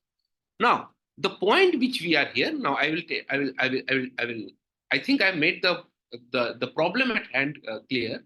Is that we have a problem here. The problem is we have gone from calcium to silicon. For a monolayer, we see that the structure gets distorted. When you put alkali or alkaline earth metals on it, the structure regains its planarity. Now, how do we explain it? Now, as it turns out, this is something which is known from 1940s, and this is the structure of vibronic instability. Now, this is known that if you have one or more electronic states which can in principle couple with the ground state vibronically, then what the effect of this is that the ground state can develop vibronic instability, in the sense the ground state which was minima at that point of Q now gets distorted into a double minima. Now, what happens to the excited state is even more interesting. The excited state actually becomes more rigid. Now, this is known, and this is known from 1940s, because when Herzberg actually excited benzene to its second excited state, Herzberg actually found that the stretching frequencies actually became more rigid. So now in the ground state becomes unstable. Now this is exactly what happens in our case, that as you go from carbon to silicon, and you can even guess this even without doing calculations, in a very qualitative sense, as you go from carbon to silicon, the electronic states come closer. The reason why electronic states come closer is because as you go down the group, the things are becoming more metallic. You get more metallic manifestations. So the electronic states are closer. And now the electronic states being closer, they can vibronically couple to each other. And you can even derive it from perturbation theory. If the electronic states are closer, the effect of second order perturbation would be to stabilize the ground state and destabilize the excited state. The reason why the consequence of stabilization of the ground state is that now the ground state would no longer have a minima at that point, and it would actually move out of its minima. This is what we call, it is now known as pseudo Ayan Taylor. The reason why we call it pseudo is because the electronic states are not degenerate. I mean, Ayan-Taylor effect is generally thought in terms of first order perturbation, where they are degenerate. Now, this is second order perturbation, where the energy states are non-degenerate, but they are sufficiently close to perturb each other. Now, what is happening here is now very simple. Now, consider the case when you have silicene, you have gone from carbon to silicene, the electronic states have come closer, and because of the come closure, because they have come closer, you have, or you all might have the right vibrational mode which can couple non-aromatically with the excited state to create an instability, and that is the instability which breaks down its symmetry from the perfectly planar structure to a distorted structure. Now, what happens in this case, in the case of when you put metal atoms, is that, as you know, these are alkali metal atoms, which drag electrons away from the system. Now, as the electrons are being dragged out of the system, you see now the electronic state, the gaps have increased, and this we know anyways that because of charge transfer, the electronic gaps increases. Now, if the gaps increases, then the ground state are no longer able to, the ground state is no longer able to couple with an excited state. As a result, the vibronic instability decreases. So this is a very qualitative argument at this moment of time, which we can invoke. Now, we actually thought, let us do some calculations, and we thought we'll do some state-of-the-art couple cluster calculations. So what is happening here? So in that case, the audience should ask me, in that case, in benzene, why benzene doesn't have this? The question of benzene, or for that matter, the graphene doesn't have it, is because in principle, graphene also has an excited state, which has the right symmetry to distort. But look at the gap. The gap is very high, 8 electron volt, too high for any second order mixing between the states. So as a result, graphene or benzene for that matter maintains its high symmetry. Now, when you go to silicon, the gaps have come much closer to each other, from 8 electron volts to about 3 electron volts, and now the ground state and the relevant B2G state can interact with each other. As a result, you have you develop a minima at a point which is moved away. So now, in principle, the perfectly planar structure now becomes, in some ways, becomes a transition state from going from one low symmetry structure to another low symmetry structure. But the audience would of course correlate the double well created here at the center of the Q as something very similar what we know in the case of the very famous umbrella inversion for ammonia, in which you develop a double well potential. And by the way, this is also, this theory of pseudo Ayan-Taylor or second order Ayan-Taylor distortions in terms of phonons has been invoked, in a very large consequence in the context of ferroelectricity, because you get to see a kind of a, the paraelectric phase acts as a kind of a transition state between the two degenerate ferroelectric phases. So at that moment of time, we thought we'll do some calculations and see whether a new system would also have an interaction. Now you see what is happening, because and this, the equation here is trivial because this comes directly from your second order perturbation expansion. See, you have the coupling between the states, in this case a ground state and an excited state, the square of them divided by the gap.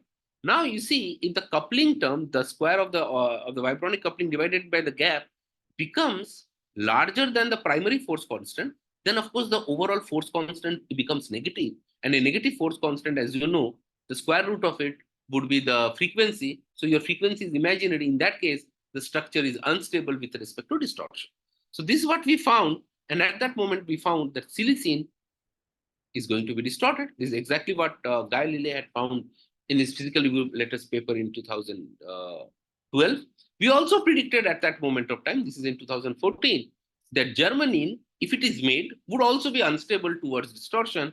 And so this is something which we wrote in 2014, that silicene is very unlikely that of graphene. We also predicted that you will also, if graphene, if it's even more heavier analog germanium is made, that is also going to be distorted. And gratifyingly, there were a lot of people, there is a lot of papers where people have found reported formation of buckled germanium. So people found that, if germanium was made and germanium was found to be buckled, and of course we could correlate this, that the reason why germanium is buckled, because vibronic effects, the structural distortion of this, the consequences are much more strong. Now, at this moment of time, this is around 2014-15. Ayan, Ayan, can I ask a question? Yes, sir. Yes, sir. That we are talking of hydronic coupling, but you don't have temperature anywhere, right? No, as such. And temperature probably not needed because you have such a large scales of electron volts. So zero temperature is fine, but still you have the hydronic coupling because of the 0 point vibration, I believe. That's it. And so, but what I was thinking, okay, so hydronic coupling coming from zero energy level, okay, that's fine. But what is if I have a little bit of temperature? So They say, yeah. So in fact, people have also found that so these are actually symmetry breaking. In fact, but people call them as spontaneous symmetry breaking. So because of temperature, I mean, this is something. So the effect can be tuned. I mean, this is something. I mean, the ferroelectric order. So that can be tuned by the order parameter and the temperature. So the ferroelectric paraelectric phases, I mean, the phase transition would of course be controlled by the temperature. Yes, and what I was thinking, that exactly what there are kind of thing, not exactly, well, not that precisely, but I was thinking having temperature will introduce, but that means temperature itself, cavity is far less than electron volt. Than the gap. That is true. And the gap, but the vibronic, the vibrations, they could bring other effects, right? That's true. That's true. In fact, there are a lot of people who work on this kind of things which are symmetry breaking, not in the context of 2 dimensions, but for real systems like barium titanate or something. Barium titanate is a very well known system which undergoes symmetry breaking out of the octahedron. Yeah. Barium titanate is the first thing I keep on hearing after joining SSCU. They love, solid state people love barium titanate. Okay, go ahead. Thank you, sir. Thank you, sir. So at that moment of time, in 2015, there was a big news about something called phosphorine. Now, the reason why phosphorine was important was because it was the only other 2D system other than graphene which could be taken can be peeled out, just like you peel out graphene out of your pencil lead. And the good thing about, this is a little digression. The good thing about this, the fact that a monolayer silicon is distorted, it also helps us connect to the 3-dimensional structure of silicon.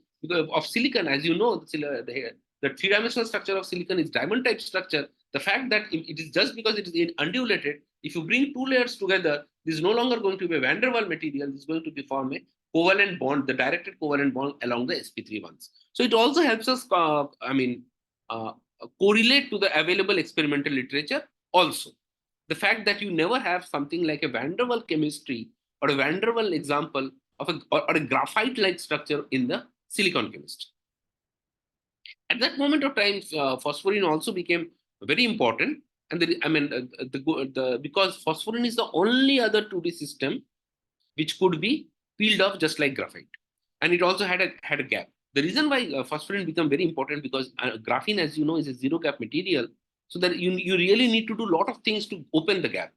I mean, in the Indian Institute of Science, there are a lot of people who are trying to work to fine tune the gap between graphene. Now, phosphorine is very good because it already has a gap because of the nature of the things there. Now, this is just a kind of a caveat. Now, so out of the many phases of phosphorus, I mean, there are white, red, blue, and so many and so forth. The ones which are 2-dimensional in a sense, which have 2-dimensional layer structure, are what are called a black phosphorus and a blue phosphorus. Now, the black phosphorus and blue phosphorus actually depend. Both of them are distorted, but look at the way they are distorted. The way they are distorted are different. In other words, there has been a lot of work in which you can see the amount, the buckling of black and blue phosphoruses are different.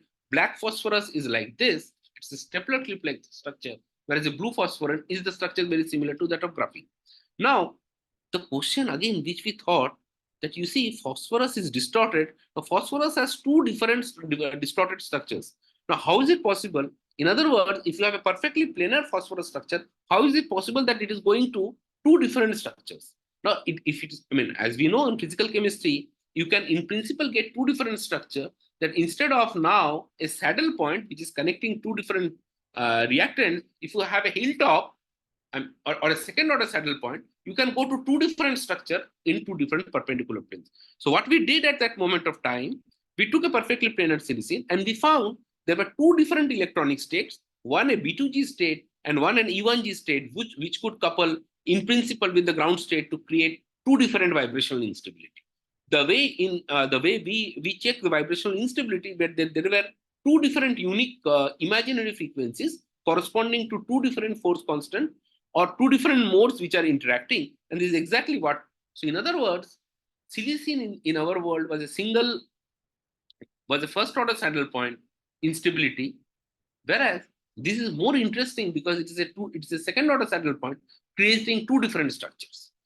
Now, in other words, now this also brings us to a very fundamental question, in the sense that the diversity in the periodic table of elements would also make us believe that the fact that there is a lot of diversity in structure and planar structures are very rare, which means that the structural distortions can arise from even higher order saddle points, leading to various possible structures and leading to diversity.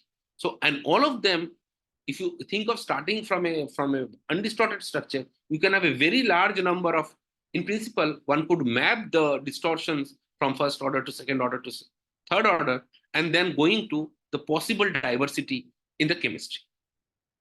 Now, not that we have really looked into it, into that amount of distortion, I mean, that amount of, for each element, that way, but we think that that can be a valid argument at this moment.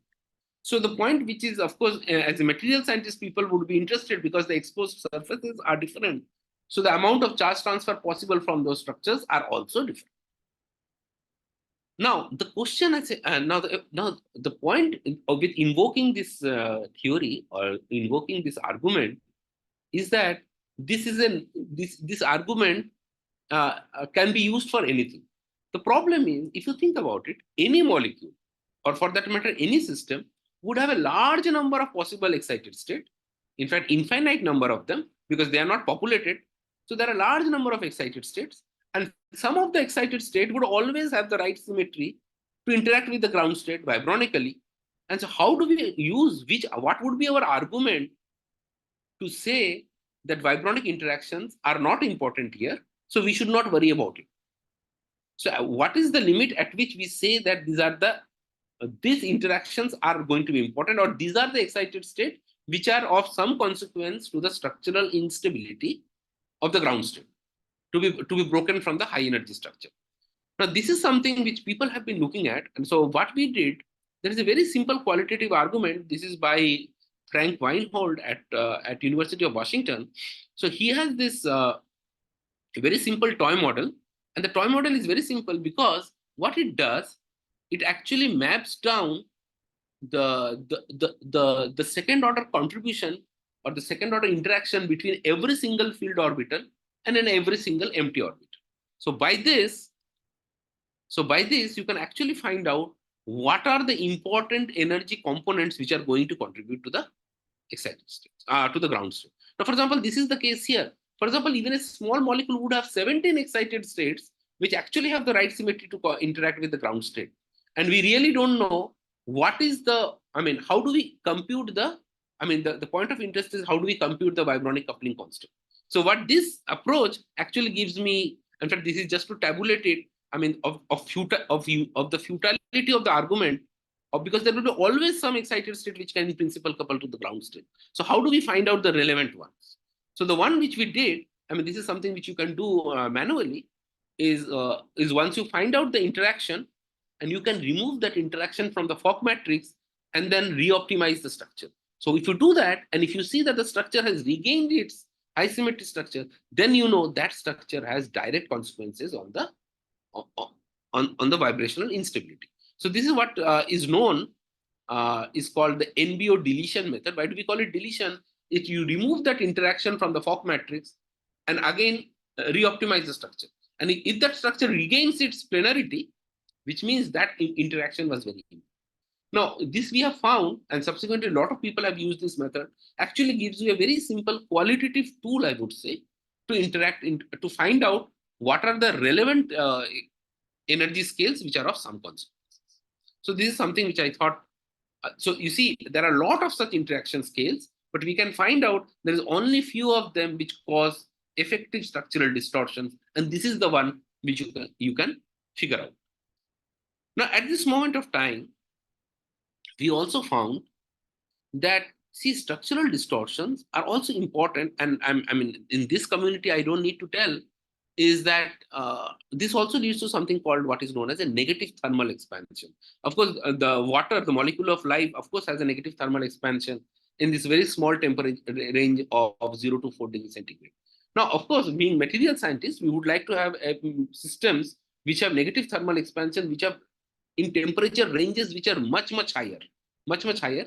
So what at this moment we found, there are systems like P-graphene or trigraphene, which of course show negative thermal expansions at temperature ranges which are very, very. Now, why do they show that? And this again is related to the structural distortions. Now you see, this is, I mean, this is something, for example, if you have structure which is a heterogeneous structure, a structure which is composed of, for example, if you have a structure which is composed of only hexagons. Now, hexagons can in principle rotate among themselves, but being of the right of hexagonal symmetry, rotation of one would also lead to rotation of the other, or rotation of them in a different way would not lead to end-to-end distance compression. Now, if you think of it, if you have a system which has an 8-membered ring and a 4-membered ring, now you see, when the 4-membered ring moves a little bit, and this is a very small vibrational frequency, because these are the low energy vibrational frequencies, which if you populate, then of course the end-to-end distances can decrease. Now, this is a caveat here.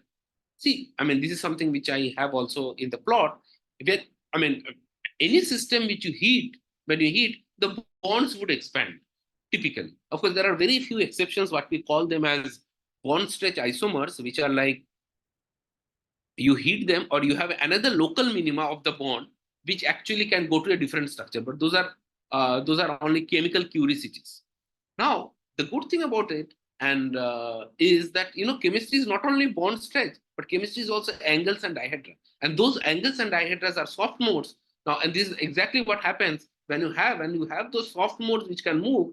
Right? If the squares can move at a displacement, which actually changes those, these are called the rigid unit modes. Those rigid unit modes, those moving of the octahedras or moving of the squares in this case, can actually reduce the end-to-end distance. And as a result, the system will show to us what we call as negative thermal expansion. So this is something which we predicted about 1.5 years back, is that if you have a two-dimensional system, but with heterogeneity in the sense, you don't have all of them 6-membered and you don't have all of them 4-membered. You have few 4-membered, few 6-members. And then because of those rigid modes and motion of these very, very soft modes, you can actually find them contract when you heat. Now, what is the importance of it? Well, people say that these are very important because, I mean, the one which is very important is people use it for tooth filling, because when you, as you know, then when people will grow old, you cannot drink hot water or cold water because of the expansion, differential thermal expansion of the material which is there, the natural material. Ayan, yes. And for water, 4 degrees centigrade maximum is a real compromise. So when I go below 4 degrees centigrade, 5 coordinated water molecules become 4 coordinated. Okay. And as a result of which density decreases. So there's a very, very interesting there. So I was thinking probably an order parameter of like that is here also in your case. That we are these different angles and different population is distribution of angles, and that distribution is changing, and that could be like in water. It is very though it's everybody thinks it's very much mystery, it is not much mystery because, you know, 5 coordinated goes down to 4 coordinated and it starts decreasing when you go below 4 degrees centigrade. And before that, what happens? 2 coordinated, 3 coordinated, these things go into 4 and 5 coordinated. So these two things happening at the same time and give you the maximum at the 4 degrees centigrade. So I was listening to you, and so you're talking of these angles.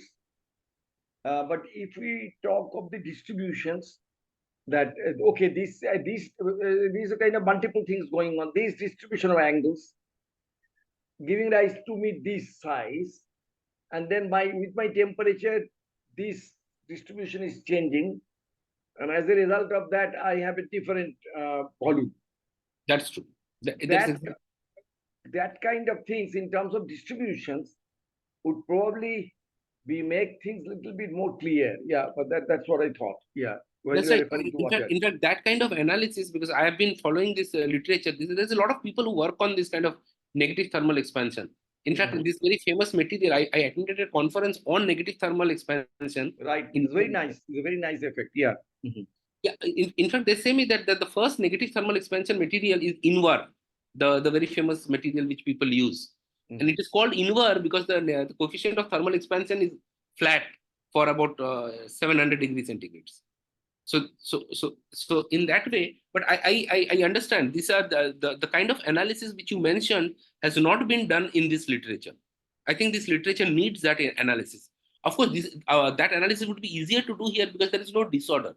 These are all periodic nice systems. Yeah, but you probably so in one case you have these three population of these 3 angles. Right. In another temperature, so I'm not, you don't have a broad distribution, I understand. But you will have these distribution kind of histograms who you're exchanging. That's true, sir. Absolutely. And that analysis is in this literature has not been done. That I am pretty sure. In fact, even this one we said to this was this is something which not many people have looked at. So that detailed analysis in terms of because you are coming from a much more evolved system of I mean, I don't know whether we call it negative thermal expansion or no, not evolved. We are less quantitative, but more physical probably. But we are used to thinking in terms of order parameters. Right. When you talk of angle, immediately reminded me of an order parameter. That's right, sir. That thank you. This is something which I have not thought of. Absolutely. Sure. Okay, please go ahead. Yeah. Very interesting. So recently we also looked at, now this is something which since we believe in diversity. So this is for the first time in last year, I mean, along with this group at Germany, they synthesized something called molybdenum. Now what is molybdenum? It is 2-dimensional molybdenum. And again, the point to make here is the reason why I showed it is this is mostly an experimental work.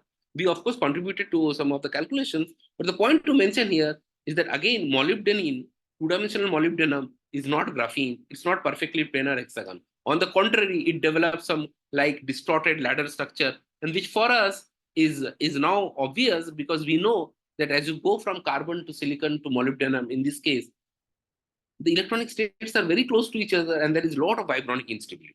And that is the vibronic instability which distorts this structure out of planarity. And this is something which we thought, I mean, these are just the details. The point to mention here that any hexagonal structure would be distorted, particularly for the heavier elements. So finally, I will stop here. Now, this is a periodic table of elements. It's not that, I mean, periodic table of element has been in news for many reasons. But currently, of course, this is not the very, this is not a very up-to-date periodic table.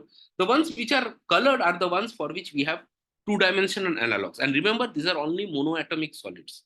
So when I say titanium, it is only a 2-dimension of titanium. But of course, you can have many, in fact, infinite number of combinations when you have bimetallic and trimetallic, something like hexagonal boron nitride, boron and nitrogen both. Now, what we have here are the elements which are marked, are the ones which are known in literature, which people have found experimentally. And we have found for all of them, at least the heavier analogs of them are distorted and out of planarity And we know for this for sure, even without doing any calculation, the reason why they are distorted is because of vibronic effects, which become very, very important as you go down the periodic table. Now, this also leads to consequences, which I mentioned are the soft phonon modes, which makes those angular distortions and what we call them their patterns. What we have not looked at, what happens is I mean, when you have one distorted structure over another distorted structure, and if you vary their angle, I mean, in the consequence of graphene, it has a lot of consequences. People call them Moire patterns. Now, when you have a distorted structure which are moved one with respect to another, they can also lead to some very interesting physics, which we don't have experimental evidences for them, but that is something which we can certainly look at. And the other thing is, of course, to look at their thermal behavior as a function of distortion, and some of them what will lead to what are called the soft phonon modes, and which leads to negative thermal expansion. So with this, I would thank the audience, and over a period of time, a large number of students, whether they are master's students, in fact, bachelor students, summer projects have also worked with me. And I'm extremely gratified that these very smart people, including from IISc, have worked with me over various projects and did PhD. And I thank all of you for spending your Saturday evening, I mean, almost becoming evening with me. And I would be glad to have any questions. And thank you again. Okay, before I end, I have one more slide. And I think this is the most important slide, which I thought is, the important consequence of our research is, before when we started, we were working on buckling and distortions. So there has been a lot of literature. In fact, there have been a lot of literature, people removing data of any instability or any defects for 2 dimensions, because people wanted to make very pure system, perfectly planar, very, very hexagonal, something which is beautiful. And the point which we have been trying to tell is that, as Surf Excel would say, daag acha hai. It is important to have distortions, because distortions lead to important consequences. In other words, it is good to have buckling in the system. So in a different consequences, yes, daag acha hai. And I think this is what we wanted to convey over the period of last 15 years. Thank you very much. Thank you, Ayan, for a very nice lecture. I would now request Sobhan to handle the questions. But before that, I would like to ask Ayan, to advertise for Surf Excel. Did they give any money? Oh, well, no. But you know, but one thing, I actually cited them, in all fairness. Right, you asked them to contribute to our conference. Thank you. Sobhan. Yeah, so if there is any question, please feel free to unmute and ask. I don't see any question in the chat box, but yeah. I want to ask a question. Yes, sir, please go ahead. If you again go to the collective coordinate, that means if I have stop modes, and that I think can be described by a kind of a order parameter, and then 2 soft modes interacting, then what actually I'm telling is to write down a coarse-grained Hamiltonian. You have very detailed, nice results, but some descriptions of the buckling and large-scale changes might admit of a more physical coarse-grained description. You know, in our phase transition, you know, we always introduce order parameters, and but then the parameters of the that free energy A, B, and all those things are essentially from many body interactions.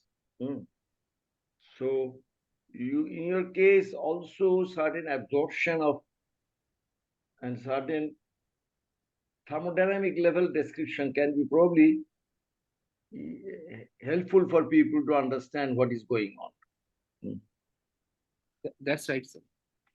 I mean, it's not that we have expertise in doing that, but I mean, of course, looking forward, if he gets support, I mean, from somebody, I mean, ideally collaborate, but yeah, thank you.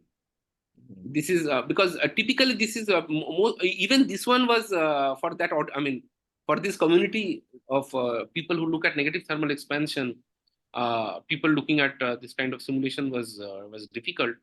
But yeah, I also understand that there is something which is which if we can get a more qualitatively, more physical picture.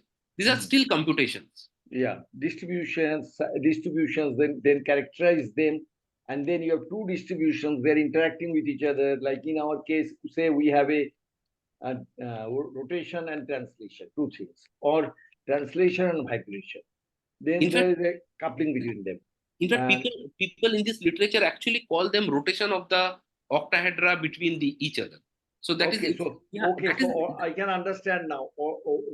This is kind of rotating, partly rotating and coming back. So that is an order parameter then, and that can couple to your electronic degrees of freedom, or So yeah, I think it would be nice if you know the advantage of coarse graining is that it allows you to write down some things at the level, almost at the level of free energy, and that would be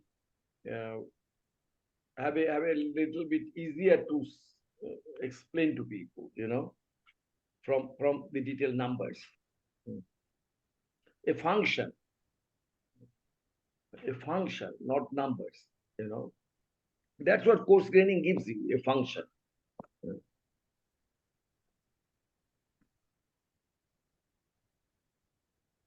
Thank you, sir. Sure. Sobhan, may I go ahead? I'm Sobhan. Yes, Ayan, please. Yes. yeah, Ayan, it's excellent talk. Excellent, meaning trying to understand all these material science things.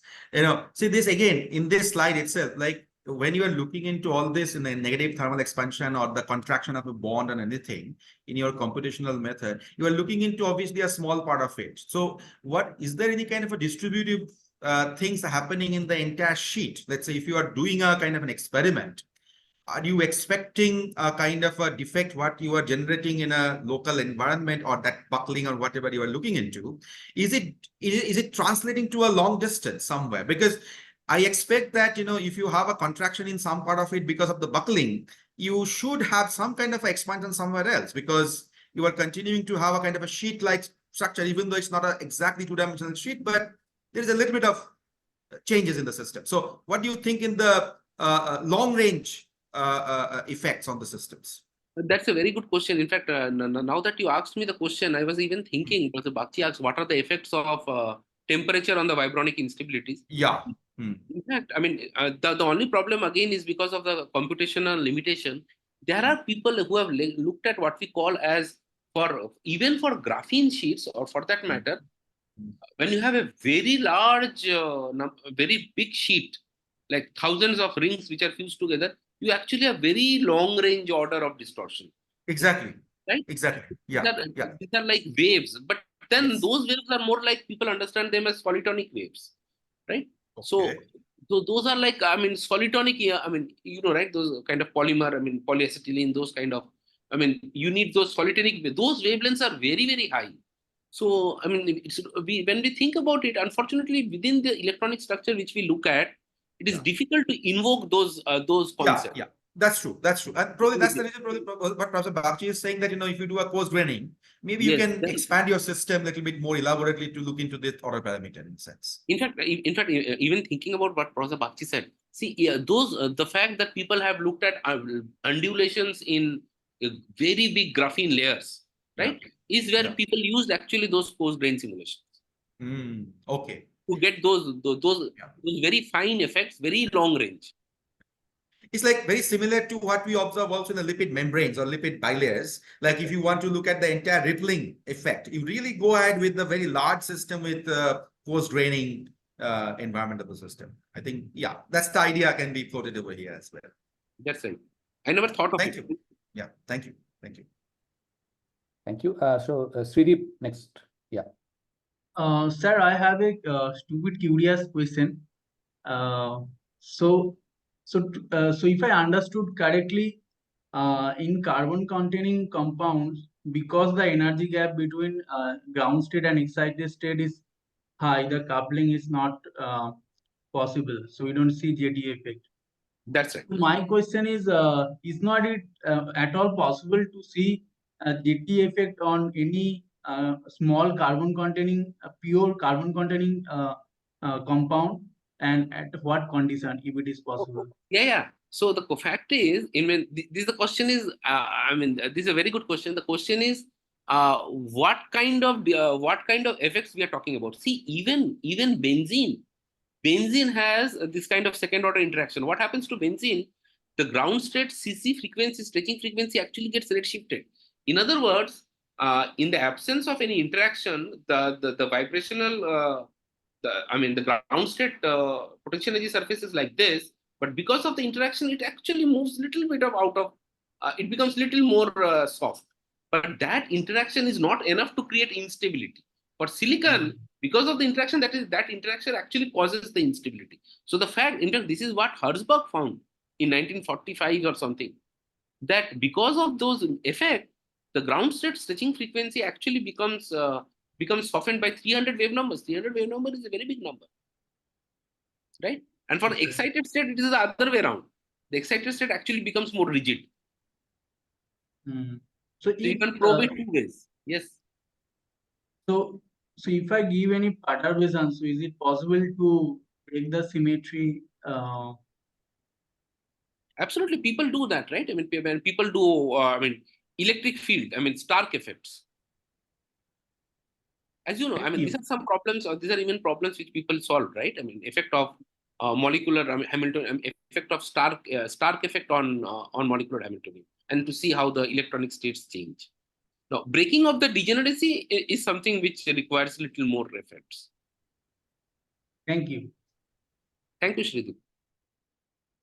Okay, is there any other question? Okay, so if not, let us all again thank Professor Ayan Datta for an excellent and innovative talk. And and also let us thank both the speakers, Professor Sobhan and Professor Ayan Datta. And we thank all of you for staying till the end on a Saturday evening. And so this is the end of today's event. And our next event and next lectures will be announced soon in our mailing list. So if you have not subscribed yet to our mailing list, please do so. And also we have a YouTube channel where today's this recording of today's event will be posted. You may also subscribe to that YouTube channel. And yeah, please watch out for the next announcement for the next lecture, hopefully in the next month. Yeah. Thanks again. And yeah, bye everybody. Bye. Thank you. Thank you again. Thank you, Professor Bagchi. Thank you all. Thank you, everyone. Thank you. Thank you, everybody. Yeah, bye. It was very nice today. Bye. Thank you. Thank you. Thank you. Bye. Bye. Bye.